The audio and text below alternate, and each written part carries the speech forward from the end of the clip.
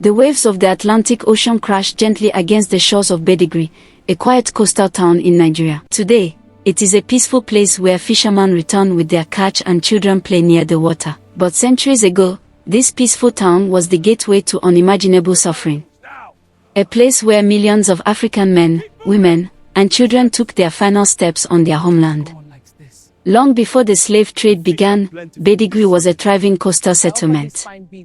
Merchants from inland regions traveled through forests and rivers to trade goods like salt, ivory, pepper, and palm oil. But in the 15th century, strange ships appeared on the horizon. At first, the Europeans came searching for gold, spices, and new trade routes. But soon, a far darker trade began to dominate the coast: the trade in human beings. Many enslaved Africans were captured during wars, raids, or kidnappings in distant villages. After capture, they were forced to march hundreds of miles toward the coast. Many died from hunger, exhaustion, and disease before they ever reached the ocean. Those who survived eventually arrived in coastal towns like Badagry.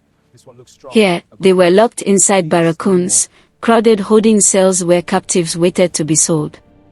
Traders inspected them like goods in a market. Human lives reduced to merchandise. From the market, captives were forced to walk a final path, a road now known as the point of no return. Small boats carried them from the beach to the massive ships waiting in the Atlantic. Below deck, they were packed together in horrific conditions. There was barely room to move. The journey across the Atlantic, known as the Middle Passage, lasted weeks or even months. Badagry stands as a reminder of one of the darkest chapters in human history, a place where the past still whispers through the wind and waves.